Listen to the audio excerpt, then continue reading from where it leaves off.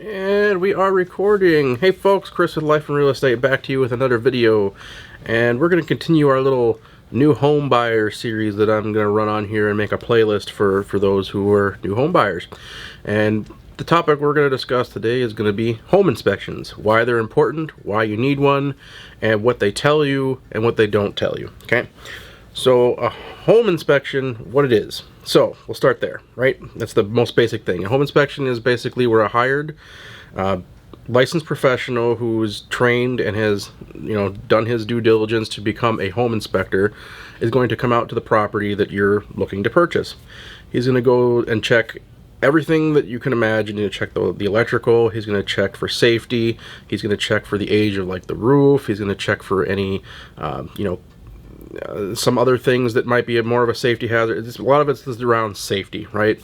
And some of those are going to be color coded when you get the report back. There's going to be, critical, fix it now, a moderate risk, or a maintenance type risk, or is okay. Those are the codes you're going to get on your report, and they'll have a little legend on there that'll tell you what each one of those colors means as far as the report goes.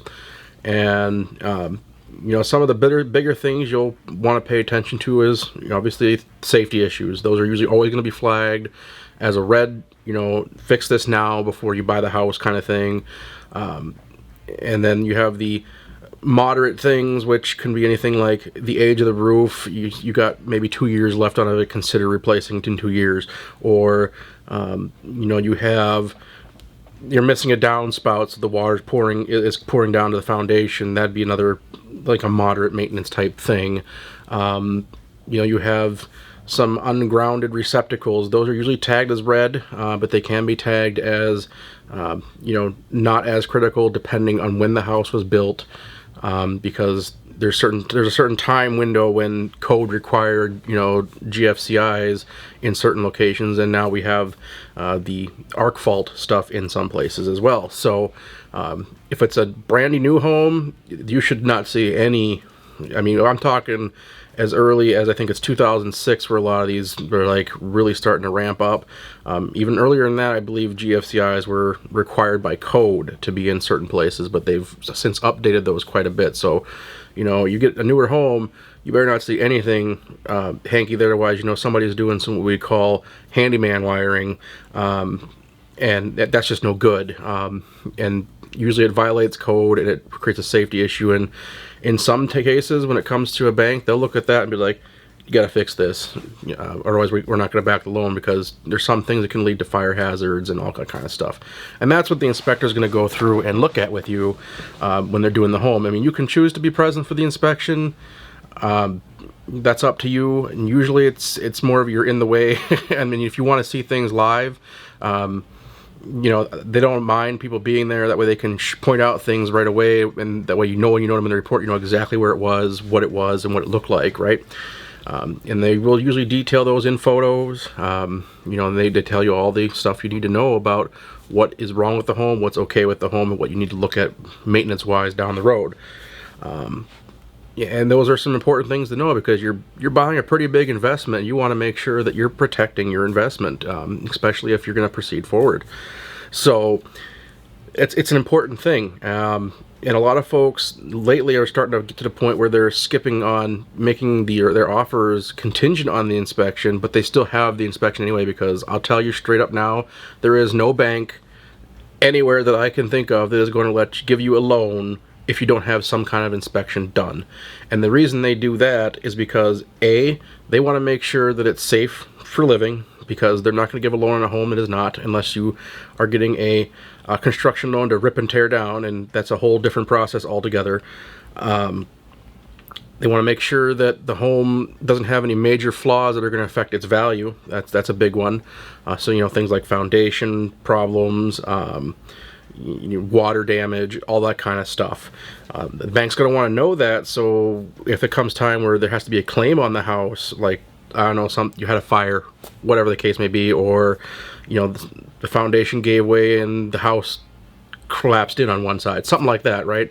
They want to make sure that that they're not going to get screwed if they have to, if the insurance has to cover things, that everything's going to be it's all going to be covered underneath that insurance policy, and their loan to you isn't going to get messed up in the process, right? Because there was a time where they'd make some bad investments, and the bank is none too short of like foreclosing on a house if you can't make your payments, or something happens where it becomes no longer livable. Because obviously they're not going to make money off you if you can't make your payment and the house isn't stable and safe to live in. So that's a big thing that the inspector is going to check, is to make sure that it's safe to be in, and that there are no critical safety concerns that you need to be aware of. Your agent should be able to go through the report with you and point out anything of major concerns. The inspector will give you a pretty detailed report. You're talking like 40 plus pages sometimes, depending on how thorough the investigation was into the property. So things that the inspector or the home inspection is not going to cover. It's not going to cover code violations for most things. So they're going to look at things like plumbing and electrical and all that, but they're not going to be able to, for sure say this is a code violation, this is not, because that's not their job. Their job is to look for safety issues and point them out. So some things, like when it does come to electrical work, for example, I go to electrical work because I just know more about it. When it comes to the electrical side of things, like if there is an outlet near a sink and it's not GFCI protected, that'd be something they would flag, depending on the age of the home. Older homes, they can get away with it because it's how it was built back in the day. That wasn't required. It is now.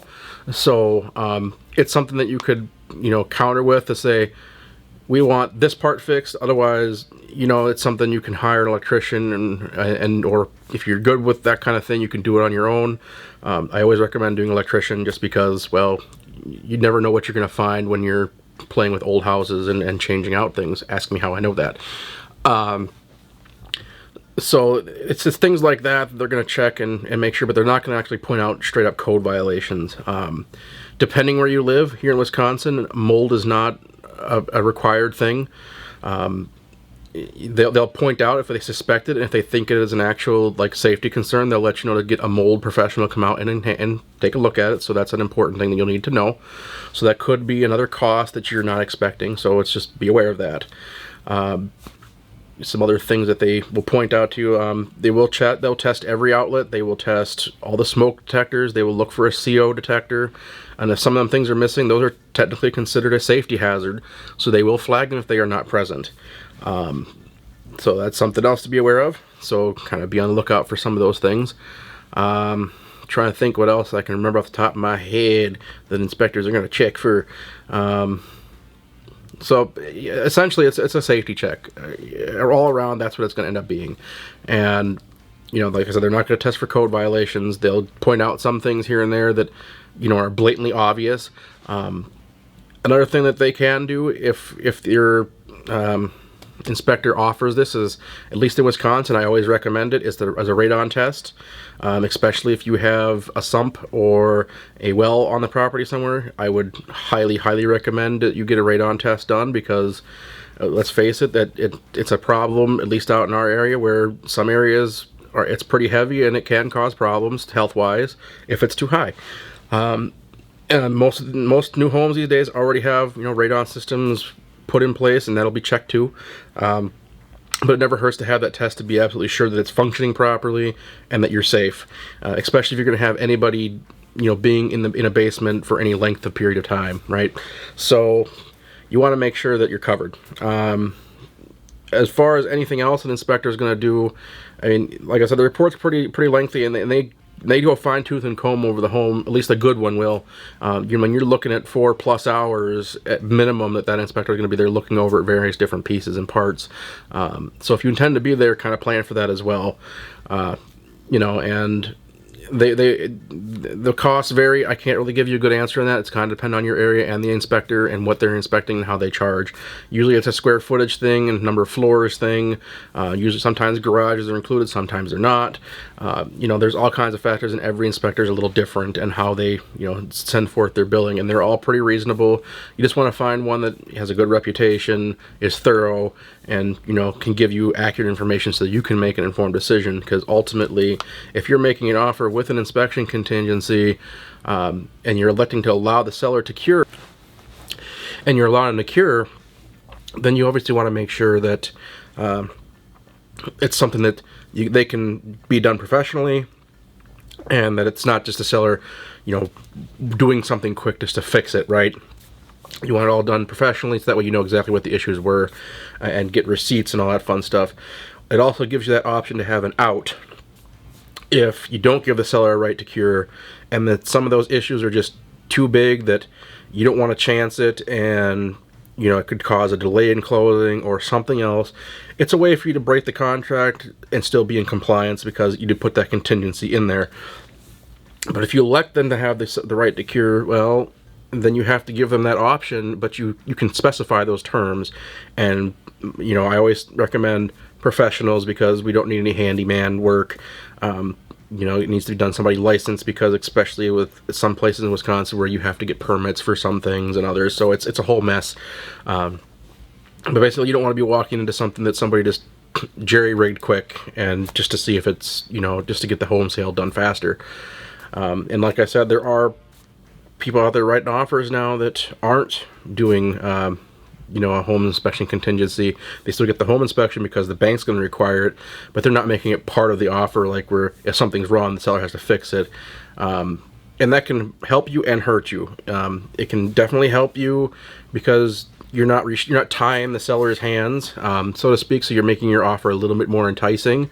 But it also can hurt you if something major comes up, like what if there is foundation damage or something like that, where, you know, that can be a pretty pricey investment. You could be looking at an easy 30-40 grand to fix a bigger problem. Even just getting bracing on the walls, if it's necessary, can be quite pricey. So it's one of those, it can help you and hurt you. So just kind of be aware of what you're getting into if you're going to, you know, exclude that. You can do custom inspection contingencies, and a good agent will know the language and how to do that, where, you know, minor things like, okay, an outlet here and there, whatever, don't care, but any major structural issues are part of the contingency type of thing, where it's only hinged on those major things. So if it's something that's big time safety problem, or you know, there's structural problems, well, then you still have some protection, but you're not fighting them with the little piddly stuff that you don't care if you can handle after the purchase of the property, right? So there are all kinds of ways to do it. I always recommend getting one at the very least. As far as the contingency goes, that's something you and your agent are going to have to sit there and talk about, determine which course is going to be right for you, because it depends on the lender as well. I can tell you, like for the VA and things, they're going to require some proof that things were done. So sometimes an FHA as well. Sometimes I think it's harder to get FHA taken care of than it is VA, but that's neither here nor there. So you know, that's just kind of what you have to go through as far as a home inspection, and be prepared for it, because if you're not, and you could end up hurting yourself down the road if you don't have one and don't understand what it is. So if you don't understand something, you can always ask the inspector, or you can always ask your agent and try and help and explain it to you. But the inspector is probably going to be your best go-to, but the agent should be able to also know how that information plays out so that they can explain it to you. And then you can decide from there how to adjust your offer or counter, or send a notice to saying, you know, we want this, and this fixed, but you can skip this, and this, right? You know, just little things like that. But that's the overall view of a home inspection. Hope you find that information helpful, and I'll see you guys in the next video.